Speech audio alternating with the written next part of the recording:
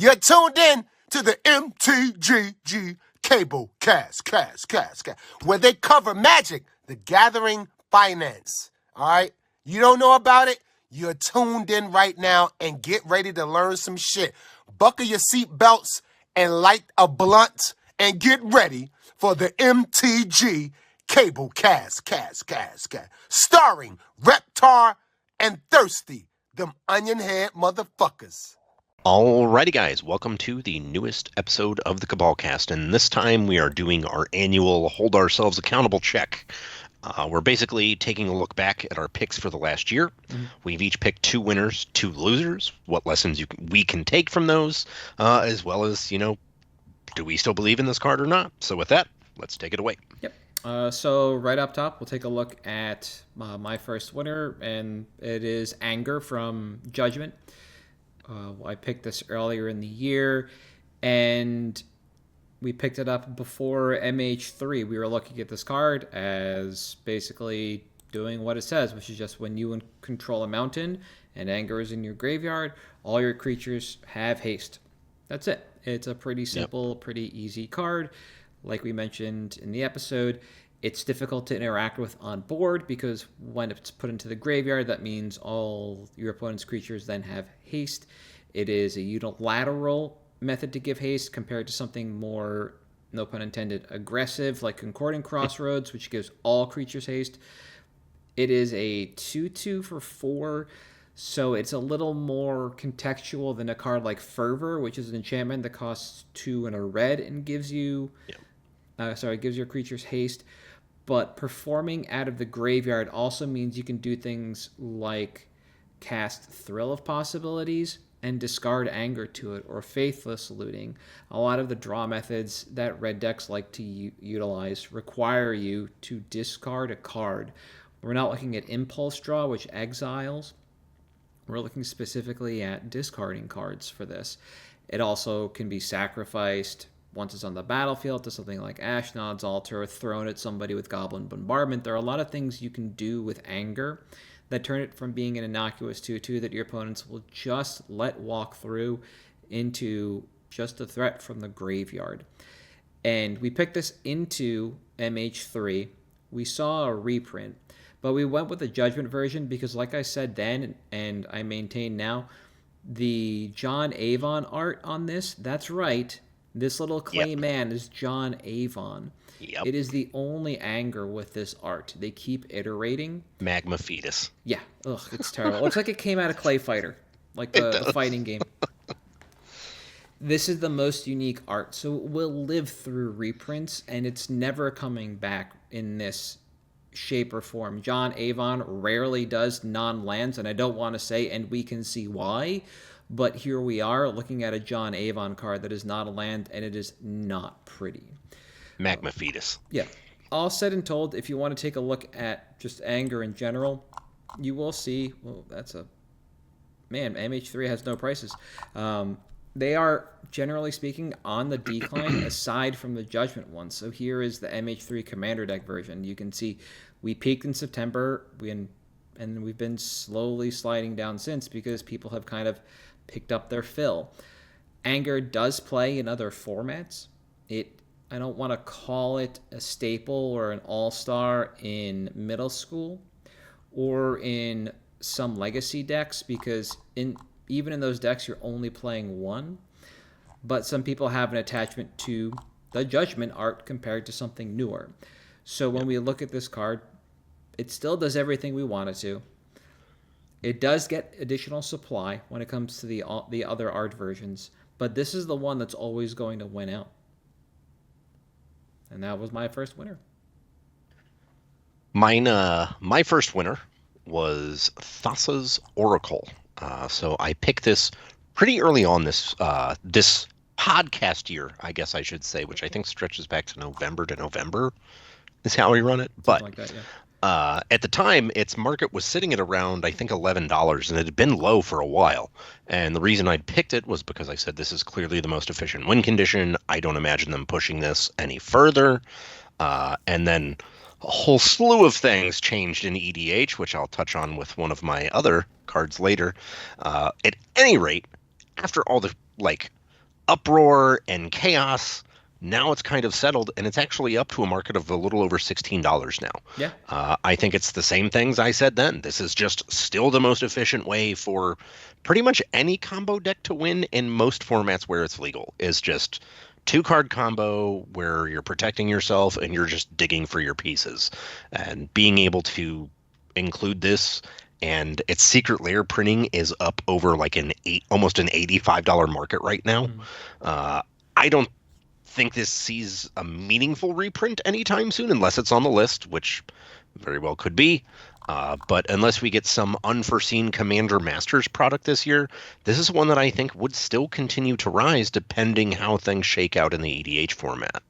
And I think that this is, one of those cases where, look, if, it looks like a duck and talks like a duck, it's a duck. Mm-hmm. And this looks like a card that wins the game immediately, and it talks like a card that wins the game immediately. And I think that's really, even in Legacy and Vintage, that's just what this card has borne out so far. Yep. And that was definitely my biggest, I think, winner of the year. Yeah, and Modern. This card plays in Modern as well. Like, basically, in all the constructed formats it's legal, it plays. And there's nothing necessarily wrong with that. I brought up the stocks graph, and people can see this did crest over 20, and it was just going to keep going. And the downturn was that it got a reprint in Mystery Booster 2 with the time spiral frame. Yeah. Or the time shifted frame. And once those kind of disappear from the market, then we'll see the regular version of Thassa's Oracle continue along in the trend.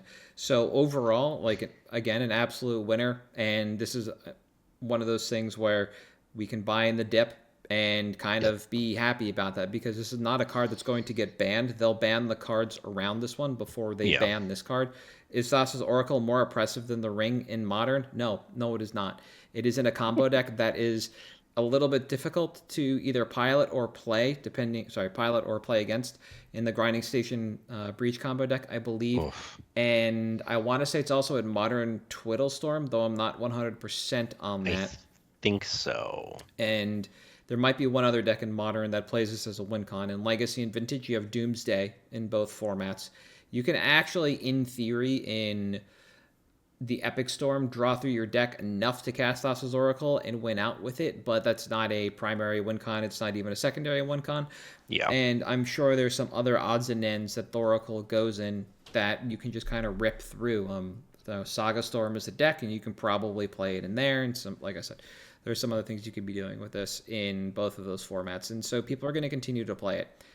And then we have Big and Little C Commander, right? You want to end a game, this is a way to do it. You can mill yourself out. It's not too difficult to do that in either format, although in Little C Commander, it is I don't want to say like a pillar. I don't know how you talk about this card and not say it's like changing the context of the format and making games. It doesn't make non-games. It just makes people interact and play meaningful Magic, which doesn't necessarily exist all the time in Big C Commander, even when you're milling yourself out to end the game with this card. It just changes the format into something a little more meaningful and less spongy. And people have to, if they don't want to play Thassa's Oracle, they have to interact with it and or win faster than it. And I think that's a fabulous place to be for that kind of format. Yeah, so, for sure. Again, overall, fantastic card. What you got next? My second winner is Hammer of Nizam. We were looking at the C17 version, and this is a 4-mana legendary artifact. And it says, whenever Hammer of Nizam or another equipment enters the battlefield under your control, you may attach that equipment to target creature you control. Equipped creature gets 2/0 and has Indestructible, and it also has Equip 4. So after it attaches to the first creature, you gotta start paying the iron price to move it around. Otherwise, your creature gets +2/+0 and has Indestructible. So it's basically Sigarda's Aid on an equipment. And this came in the Arabo Roar of Worlds Commander deck from 2017. That's Selesnya Cats. And this caught a reprint in Double Masters because all the numbers on this are multiples of 2 because that's the joke. And a reprint in Commander Masters. And when we take a look at the stock graph on this, we can see it was basically a winner into Murders of Karlov Manor, and then it petered off a little bit, and then it came right back, right? So, like, we were just kind of steadily trucking along. This is going to continue to rise in price over time because it is a really good piece of equipment for like a really low impact equipment based commander deck. And then all of a sudden we got a boost because of Captain America. Like that's why when you take a look at the stocks graph, there's almost this straight upward movement on the card ever since Duskmourn. Yeah. Yeah. Right into Foundations because entirely of Captain America. But that doesn't have to be the only commander that pushes it. It is a commander that pushes it. I don't even think this equipment is that great in Captain America. You can do a lot more with this equipment in other decks that aren't that one. You can, For sure. There are better equipment to be playing in the Captain America deck than Hammer of Nazan as well. Also, yes. We got other synergistic commanders, and we got other cards that work well with this. So we were going to see just this natural progression over time. It's just this one particular card became this flashpoint and just push the floor of this card up so high. And we did kind of like luck into that as a winner, but we were going to be winning on this card anyway. It was picking up on buy lists all year long. There was demand for this card all year long. People wanted in on this card. We were going to do well. And if we've moved in on it, then we're going to be eating good because of Captain America. But again, it didn't have to be this commander that did it. It could have been any Jeskai equipment or any Boros equipment related commander to really kind of give it a boost. And I think we were just eating good at this point. Yeah. This is a card that I like. I had kind of pegged as like, this is imminently reprintable. It has to be, right? There's no way they won't not print this because like it's kind of specific because it is specific to a character, but not one that's necessarily like affiliated with a plane. Maybe they could do a secret lair or something. Yeah, this is one of those cards that I, without a reprint, I could easily see it hitting $20 because it is that, it commanders real well. Yeah. And it has that really nice, obviously not competitive EDH, but it's really good in Battle Cruiser and it's good in just like 75% decks. Yeah. It's just a really solid include, and I've always thought that this card was criminally undervalued for where it should be. If we take a look back at all the equipment that I've chosen as picks, I'm pretty sure the overwhelming majority of them contain the keyword indestructible, and that is always something we talk about because it is always worthwhile to the big C commander crowd. Yep. Just making your commander the face card of your deck, the card you really want to be playing, indestructible, is invaluable to a lot of commander players. Yeah, it's the whole, I built my deck because I want to play my deck and do the thing, and usually it's based around your commander, and being able to protect that is eternally good. Mm-hmm. So, all right, your next one. Yes. So for my second winner and first loser, we have the same card, though different printings-ish. So I, way back when, early on this year, I think it was like January-ish. No, it was last year, actually. Wow. Good Lord. Anyways, last year, I had picked Mana Vault. Or early this year. It was April, sorry. Looking at the dates wrong. And it was for 5th edition because I said at that time, look, this is a card that's starting to see movement overseas. It's a card that's starting to see almost a universal, like, inventory need. And by that, I mean it's something that if you go to an event and you set up as a vendor, guaranteed at least one person is going to ask for a Mana Vault. And I said that's just how the game is. People want multiple copies. Whatever, just go ahead and, make sure you have them. Pick them up while they're low because they should go up. Well, boy, I did not know that the One Ring was going to be banned. Or, sorry, not the One Ring. That Mana Crypt and Jeweled Lotus were going to be banned, and that Mana Vault would shoot to $150. So, at that time, that pick was a huge hit for me. Fast forward to a little bit later on in the year, and I picked it out of UMA as a $140 card, thinking, well, with these bans, if things continue like this, this could easily hit $175 to $200. And then even more chaos in the format. We decided we're canning the rules committee. We're changing the rules. There's going to be a vaguely listed banned and restricted system that might be point based, kind of like Canlander. We may bring back banned as commander. Anyways, again, lots of chaos in what was going on in the format. So at the time, what I thought would be a very solid pick. Uh, Boy, let's take a look at the old TCG player now. Ultimate Masters market price $66, not 175 or 200.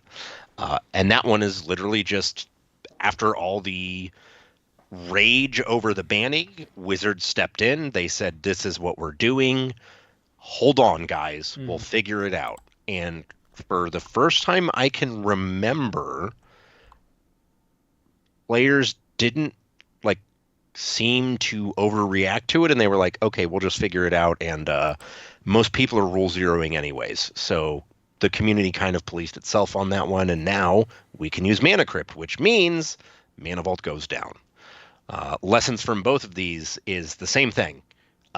We are in this market completely prone to the whims of a company that does not give a shit about what we as an LGS do. So again, it kind of just reiterated, cater to your community. If they want that $150 Mana Vault, get it.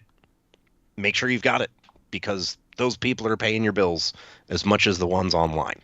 And I just, it was interesting to see within a few months how quickly that shift happened. Because again, it wasn't something from within the market. It wasn't player need. It wasn't new, finely honed archetype. It was just we kind of blew things up, and then the dust settled, and that's where it was at for the loss. Yeah, I don't really have a lot to say about it. You pretty much covered it. We all thought that this was going to be the replacement card, so people who might have had Crypt but didn't have Vault would have moved in. People would have picked up additional Vaults by trading in their Crypts. We just thought the supply of Vaults would disappear, the price would hold, move up, etc. And, here we are. It could just be also that we're in a holding pattern now. Like you said, there's so much going on with Commander, or there will be so much going on with Commander, that people are unwilling to shell out that money. Or maybe some people moved out of extra copies and just wanted to recoup anything and push the price down. And so we're just kind of along for the ride. Yeah. All right. So for my first loser, we are going to a standard pick in Subterranean Schooner, because a schooner is a sailboat, dumbass. Yeah. So my little schooner is an artifact vehicle, costs 1 and a blue for a 3/4, and it says whenever Subterranean Schooner attacks target creature that crewed it this turn explores. And the idea was that we were banking on a standard meta to kind of carry this, because this was in the Azor deck, the Dimir deck, and the Esper deck. Yeah. And while those decks were popular for a decent amount of time, we kind of began to learn this lesson with a card that even mimicked one that was banned. This is not Smuggler's Copter, but it is pretty close. It is not in the same realm, and it is not an immediate replacement, but it was close enough. Yeah. That's not the lesson. That was part of the pick, if you go back and listen to it. The lesson is, if it isn't designed for Commander, and it isn't a format warping rare or mythic, it will invariably fail as a spec. And this is kind of what we continue to see over and over. Does Subterranean Schooner have play in Commander? Yes. Yes, it does. But because it is not agnostic, like Copter is, this has a color requirement on it. It doesn't fly. And it doesn't immediately draw a card. It just is not worth the time, the space, or the effort. If you are playing a deck that can take advantage of either the Explore mechanic or a +1/+1 counter, then this can actually put in a little bit of work, because it's kind of free in that regard. Yeah. If you are not, and this is the overwhelming majority of decks, then it really has no home in your deck when you stack it up against Smuggler's Copter. And so this is kind of the lesson we learned here. This is what this provided. We saw that this was just playing really well in Standard. Those 3 decks made up the majority of the meta for a fairly long time. Yep. And we thought, hey, it's going to move. Because it has to. It's not Rafine, which is only in one of the decks I mentioned. It's not a Mythic. It's in a set with CBs, and while people were chasing the Alt-Art Crypt, it didn't really seem like the supply completely outpaced demand for a standard rare. It seemed like this would have seen a lot more action and a lot more interest. Fast forward almost a year later, and here we are looking at a bulk rare. Yeah, this was a card that I honestly kind of thought would tackle that niche almost in Standard, and obviously did not. I think that, for me, the takeaway here is, the most underrated ability Smuggler's Copter had was flying. Yeah. And that's really, look, 2 damage a turn is way more than 0, which you can just chump the schooner all day. But I do think that also the big lesson is, you're right, if it is a standard, mythic, or rare, unless it defines or warps a format, if it's in a CB set, it's just bulk. Yep. It is unfortunately bulk unless it's a breakthrough EDH card. Yeah. And it kind of sucks, but that's where we're at. Yeah, exactly. And like a lot of people forget, including you, that Smuggler's Copter isn't a one-way player. Do you know how that ability reads? Yeah, it's attack or block. Yes. Yep. So a lot of people forget. Flying is very important, but Smuggler's Copter can block profitably in that regard and trigger. Schooner does not. And, it's not like that's really coming up all that often in Commander play. Like, I'm going to trigger my Smuggler's Copter on the block. No, most people are just going to shove something in there and just swing on in. And swing in, yeah. Yeah, because it's not a lot of damage. But you just get somewhere. It feels good to turn your creature sideways instead of being on the defensive. I've used Snapcaster to kill people before. It happens. I put a dinosaur to Smuggler's Copter just to loot. It is what it is. Yeah. All right. All right. So we talked about Vault. We talked about other Vault. We talked about my little Scooty. You want to take the next one? Yeah, I got the next one. And that is piggybacking on the last one's Mana Crypt. I picked, I believe it was Eternal or Double Masters. Double Masters. When it was about 120, and I said, hey, we have the set release window. We know what we're getting, guys. It's nothing that should have a Mana Crypt reprint. And while I was right, we didn't get a Mana Crypt reprint, we did get a banning. Now, I do recall, right after the banning happened, we did an episode, and I mentioned that, hey, the Judge promo Mana Crypt, or the media promo, sorry, was the one that I would see retaining value the most outside of Judge and Masterpiece. And it has, actually. It has not sold very many copies, but it has retained a higher price. And I think the big thing here is, and this, is one of those picks I should have mentioned, hey, we're going to sell them before it got banned. Because I think this is one of those cards that even if you do stockpile them, you want to have the liquidity, because cards with this power level, whether they're regarded as a card that can eminently be banned or not, are cards that can be eminently banned. Yeah. That is the reality of the situation. You should own it long enough to turn it into 20%. Just the usual retail model lessons from this. We did not get left holding the bag on these. We bought a ton of them at like $30-40 each after the banning, because it's one that I think long term is like, we'll figure it out and it'll go back up in price again. Presumably, if it's ever allowed back in the format, because I would hate to think, just based on my interactions with Magic players since 1995, none of them really like to get rid of their stuff once it's worthless. They get mad about that. They didn't want to get rid of their Mana Crypts when they spent 125 on them. There were a number of locals that were like, yeah, I'm not selling them. If they unban it, I'll just have it. I was like, yeah, all right, I get that. But yeah, it's one where, again, you don't control it. It could be bannable, because this was universally regarded as the best mana rock in EDH, I feel like. It took people a little while to get past Soul Ring. The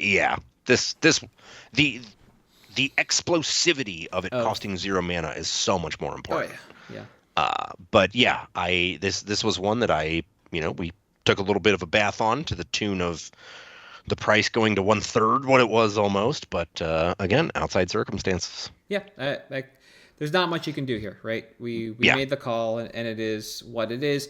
And again, it, like you said, it's a lesson, right? You can Yep. apply, your retail value to anything like this now, because we finally have an instance where something like this happened. Previously, when it came to commander bannings, they were high impact cards, but not really impactful financially because of just commander as a driver. Yeah. When we were looking at like Crystal Brand being banned or Primeval Titan being banned, things of that Yeah. nature, a Paradox Engine, that's a different case. That was entirely commander demand. But like, they weren't this expensive. Nothing was ever this expensive. And it does set that precedent now of, okay, the next time something like Dockside Extortionist is in a commander deck, is it really the right move to Yeah. buy infinite of that deck to crack for that card? Don't know. Like, you can now apply a heuristic to this, which is very important. All right. Indeed. What you got for your last one? For the last loser of the show, we're looking at a card that I never thought we would take a bath on, and it is Toxic Deluge. I almost picked that for my failure as well. Yeah. So, Toxic Deluge, 2 and a black for a sorcery. It says, as an additional cost to cast the spell, pay X life. All creatures get -X until end of turn. At the end of the day, it doesn't matter what version we looked at, because it got printed in Modern Horizons 3, so it could be played in Modern. We did talk about the possibility of a reprint on this card, and that it would put a pause on our price trajectory, but we did not discuss the possibility of it being introduced into Modern. And that's what did it. So when you put this in as a regular rare into a Horizon set with CBs, alt art, it just opened into the ground, and here we are. Is this a good card to pick up as a spec for the regular art? Nope. Is it a good spec as a foil? Nope. What about the alt art printings?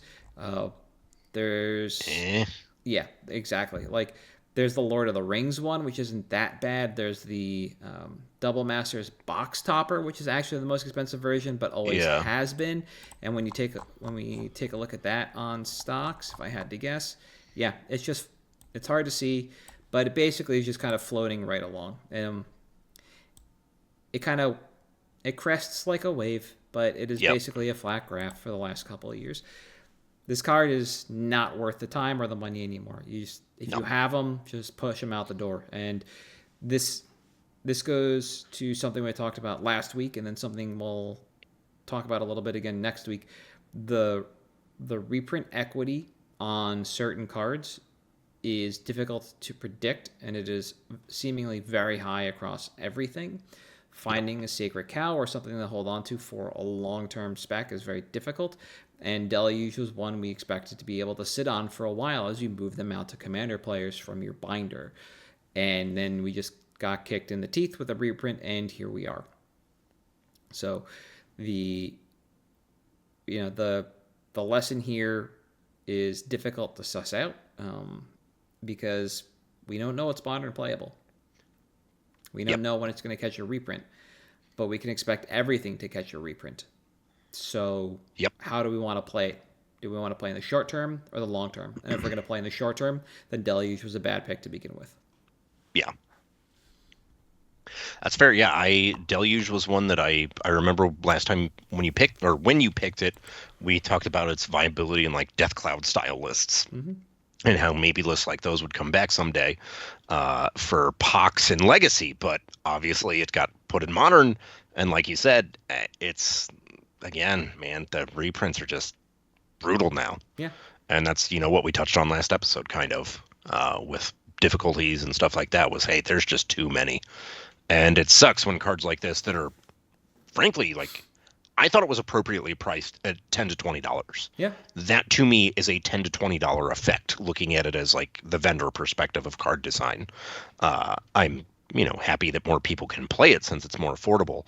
But yeah, this was one that I thought would be a long-term staple And I don't know if it's, reduced usage and legacy printing, a bunch of stuff that coincided to just put it way below what I thought was possible for this card. Yep. Even if it actually takes hold in Modern as a sideboard card, it's still not going to be enough demand to actually push this card. And it's not pitting needle. Correct. And like you said, I'm fine with this card being more accessible to people. The conversation of best wraths in Commander, regardless of mana value, this is always up in the top few. So it's great this is in the hands of more players, absolutely. But there's never going to be a rush on this card for everybody to come buying in, because the difference between Big C and Little C Commander is whether or not you want to be aggressive with your spells, and this is a very aggressive board wipe. Yes. So I think it is just time to take the bath on this. Yeah. All right. Anything else? You ready for picks? Let's do it. All right. So this week I am looking at a card that apparently has just been bouncing all over the place, unbeknownst to me, and it is Greater Good, specifically from AFC, that is Adventure in the Forgotten Realms Commander set. And Greater Good is an enchantment that costs 2 and 2 green, and it says sacrifice a creature, draw a card equal to the sacrificed creature's power, then discard 3 cards. And if you take a look at the stock graph that I have up, it's great. It just climbs and then falls off a cliff, and when we zoom in, we can see that we're finally starting to recover back from the reprinting that we got. When I took my notes earlier in the week, CK was buying 12 at 5. Was buying 7 at $1.85, and they were selling 12 at $5.50. I got my numbers mixed up, and as of today, it was weird. CK is a PST company. We record in EST, and before we started the cast, I was looking at specifically at this card. They were buying it for $1.40 something, and now they're buying it for $1.50. So, like, this is the little seesaw stuff that we're talking about. Yeah. TCG Player One is taking my notes. There are 138 listings with a market of 409. There's now 131 listings with a market of 415. Yeehaw, we're going up a little bit. Yep. And when I put this on my backlog in November of 2023, CK was buying 61 at $4. And they were selling them for $6.50. There were 87 listings on TCG Player for a market price of $5.63. So since we got the AFR stuff, we got it in not only Bloomburrow, which was 2 sets ago. That's what caused the crater in the stocks graph. We also got it in Mystery Booster 2 with like the 8th edition art, and we got it in the Sheldon Menery Secret Lair. So we just got pummeled into the ground, which is why like the stocks graph is slow for a while to pick up, and then just drops off a cliff. Yep. But because we're finally starting to rebound, that's why we're looking at this card. When we look at this card in Commander, generally, this is an easy, low-impact draw engine. That's what it does on the surface. How bad could it be? Well, when it comes to format writ large, if you're playing green and creatures with power greater than 3, you should be playing this as part of your draw engine. That's how good this card is, because every green deck does that. So this should be in every green deck. And there's no downsides to this, really. If you're empty-handed, sure, but you should be able to find a point in time to be able to utilize this. Yep. This is restrictive based on color, not on casting cost, and not on requirement to draw cards. Have a creature with 3 or more power, cool, or not if you want to combo out. So while this card is a draw engine, it's also a combo engine, so it is both a casual and a competitive Commander card. But because this is a combo engine and it is a very aggressive draw engine, it can be a bit too much for a lot of Commander players, Big C Commander players, or play groups that just are a little less power, a little slower, etc. Then something like Sylvan Library and the card Harmonize. Those are a little more innocuous than Greater Good. This card can let you refill in response to a Wrath. You just sack your board and load back up. You can dodge targeted removal. You can turn outmoded creatures into a new grip if you want to. Or you can even just pretty easily combo out. When it comes to what you can do with this, this is basically Ashnod's Altar. Yeah. That Or that is bizarre, kind of. when you just think about how, like, what this card does, what it says: sacrifice a creature. The same 3 words that start Ashnod's Altar, and that's how we like that card is incredibly easy to combo with, and so here we are Yeah. too. So basically, the idea is to then just draw out your deck. You can do it with Hogak. You could do it with any number of recursive options from within a bevy of colors. I'm pretty sure if I bring up the Commander Spellbook page right now, and we go have a quick look. Let's see, there's Hogak and Greater Good Zombie Infestation, right? That's Golgari. You have Greater Good Body Research, Greater Good Ominous Seas Labmans. There's Selesnya.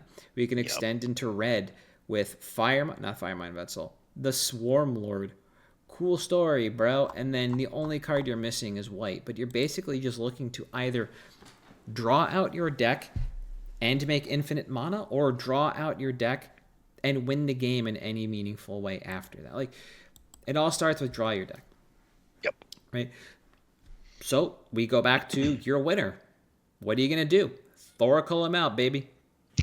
That's it. Basically. You draw your deck and Thoracle them out. Or we talked about Hogak and Zombie Infestation. You just draw your deck, dump it all Zombie Infestation, and then do anything you want with an army of 2/2s. It's not that difficult. So there are ways to do things like make infinite colored and colorless mana, so you can actually do something else, but the leanest win is through Thoracle and Labman. If you want to Blue Sun Zenith the board out, you can absolutely do that. Because you can make infinite colored and colorless mana with this card. But it all starts with drawing your library. Yep. And that's why this is a pretty aggressive card, because it's very difficult to not combo out with it, similar to Ashnod's Altar. So the ease with which one can kind of slip into comboing is why I think a lot of players end up avoiding this card. Also with the side of, I don't want to discard my cards. Players want to play their cards. Sure. People are bad. Agreed.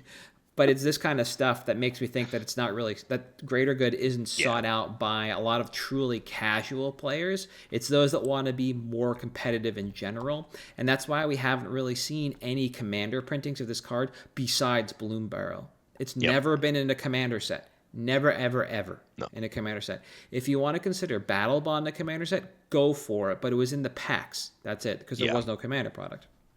Cool. Moving on to timeline. When I was taking my notes, there were 3 pages, 203 copies total, from about 135 listings, like I said. And the largest quantity I could find of a meaningful number was on page 3, the 3rd page. A company had 12 Nearman copies at $13.38. Awesome. Meaningless. This sells about 5 copies a day across Nearman and LP, and that's setting aside the Black Friday kickback data when we saw almost 20 copies sell, so that we consider that anomalous. We toss it out. Yeah. Right? Everything went up that day. Screaming Nemesis went from a card that was like $20 to $45. Cool story. So dumb. Regardless of the version, though, the price on all versions kind of seems to move up in tandem, so velocity is spread, and it is constant, which is great. As we've been seeing with a number of cards recently, the real price on this card isn't actually the market price, it's market plus shipping. So we're looking at a card that starts at about $4.50 still, and becomes a $5 card before the almost 40 units sell through. Then it's a $6 card for another 60 or 70 units, and from there just kind of rockets to 8 to 12, and then past the $13 mark to 20, and that's the upper bound of the stock. If we pick and choose our way through stock to try and buy in for around $4.50, we can find pretty easily that we'll be able to pick up a decent amount and then relist that for $6. And then we'll start to see sales in about 2 months' time from there. Now, CK did push their chips in on the Bloom Barrow Commander deck and the MYB versions, so moving these to their buy list is basically a non-starter and will be for a really long time. When I was taking my notes, I saw that they had like 53 or something like that, or like we're buying 23 or 53 of one of these versions. Like, they don't care about the AFC. They care about specifically the 2 newest versions. Yeah. Yeah, the Italian one from Sheldon's Secret Lair. They're buying 40 of at $2.05. Like, that's one of the cheapest things you can buy. And then 20 in non-foil as well. Like, they're pushing in on the new ones, not the old. Yeah. So we'll never out there. Reprint equity, we covered it most meaningfully. Recently, the most meaningful reprints we got were Bloom Barrel Commander and Mystery Booster 2, so I wouldn't expect another reprint after those. And the Sheldon Secret Lair for another year. This basically just lives in like supplementary products now, so we do have to be careful. But I'm not too worried that we're going to catch another reprint, because I think prior to Bloom Barrel, it was Double Masters, which is a fairly long time ago at this point, like a couple of years, 3, 4. Good Lord. We should be pretty safe. And I think this might be one of those cards that if somebody just sees one of the more casual groups playing it, we could get a content creator push on it anyway, so it'll probably be pretty decent from a velocity standpoint. And then to round this out for buy quantity, personally, I have around a play set of these from actually playing Standard in the appropriate eras it was in. And I wouldn't go past another 4 or so of these, so 8 total, because it is a slow mover overall. 5 copies a day, right? That's not too hard to sell when you have 8, but when you're waiting 2 months, now you're sitting on like $40 to $50 of inventory that's just like illiquid for a little bit while people nibble away at the bottoms. They nibble away at the crumbs while you're waiting. And I don't like doing that, so I think 8 is fine. If you wanted to create a new anchor, you absolutely could, but people are just going to underprice you or undercut you on this card all day long, and you're not really going to be able to move out if you have too many. So I like this card a lot. It's the most big dumb green card to most people, but it is also, as you touched on, sneakily good for reanimator strategies. A buddy of mine has a 5-color Sliver Queen all the combos deck, because Mana Echoes makes infinite mana with Sliver Queen. Yes. And he actually uses Greater Good to get Flamekin Zealot in his graveyard so he can flashback Dread Return like the old Dredge decks and just swing for the win. It's a really good card, very underrated. And the amount of people that like have come to me at the store or at shows and are like building green decks and don't know what it is wild to me. But somehow they don't. Yeah, now like I said, I think it's just the aggressive nature of this card kind of pushes it to the back, because not a lot of people want to play it and overtake the identity of a group with this card. They don't want to continue to be the target, et cetera, et cetera. And so it falls out of favor, because this was everywhere in the early days of Commander. And then as we've shifted the format away from like combat good, win game with combat, we just kind of forgot about these cards that aren't even like vestigial to the format. I would consider Phyrexian Arena to be kind of vestigial to the format. I would at this point. Yeah, it's slow. You have to untap with it. And introducing it into, was it Brothers War and Dominaria, one or the other, didn't reinvigorate interest in that card. No. Similarly, putting Greater Good in the Bloom Barrow deck didn't necessarily reinvigorate interest in the card, because interest had been lost so long ago that people just forgot what this card was. Arena got outmodded. That's the problem with Arena. We never forgot about it. We just stopped using it because there were better options. There's not a lot that's better than Greater Good. Especially not in green. No. Yeah. You look like you had something to say, like you found out. Oh, no, that was my jaw popped. Sorry. Oh, okay. Fair enough. But anything else for this week? My pick. That's right. I spent so much time pontificating, I forgot about your pick. That's all right. Mine's quick and easy. Well, guys, in the spirit of the episode, I am calling myself out. There was quite a while ago, as in all the way back in 2023, I called Urza's Legacy Karmic Guide as a card that should see a decent rise. It was a market price of $4.58 when I picked it. It is almost $6 now. This is something that I think is, at this point, probably pretty reprintable with the slate of sets that we have for the next year. Mm-hmm. Even if it's not, it's been printed so many times that I wouldn't necessarily see it going much higher. So if this is a card that you've been holding on to or you thought had some value and you were waiting to see when it got there, I honestly think this is as high as it gets, guys. We have lows sitting at around 5 with shipping, and it pretty much stays at a like a $6 card for pages and pages and pages before it goes up for the Urza's Legacy one. So basically just reaching back into that and saying, hey, I want to make a sale call for one of my picks because I think it's time, and that's where we're at. Yeah, no, I think, that's it. Quick. Yeah, this is definitely one of those cards where if there's not a lot of interest in comboing with it, it's hard to kind of play fair with it. Yeah. It doesn't get a lot of new interest. There's not a lot going on with it. We don't see new commanders to interact with it. The last printing it got in a commander set for people interested was, again, AFC. Yeah. A lot got reprinted then. Yeah. And it's just kind of been a dud since then. Yeah. Karmic Guide is definitely still a pillar of a lot of cube decks because it's easy to combo out with again. It has become a vestigial part of the commander format because this used to be incredibly good. If we take a look, it started out like 10, $15 and then just dwindled off into nothingness. Yep. Because it just was outmodded by other cards, and so it's just entirely vestigial to the commander format. I mean, now with the advent of middle school and pre-DH, there might be a little bit of demand for it, which is kind of what I would expect you to be selling into right now. Yeah. So yeah, I think moving out is the best time. There's no reason to try and wait for more.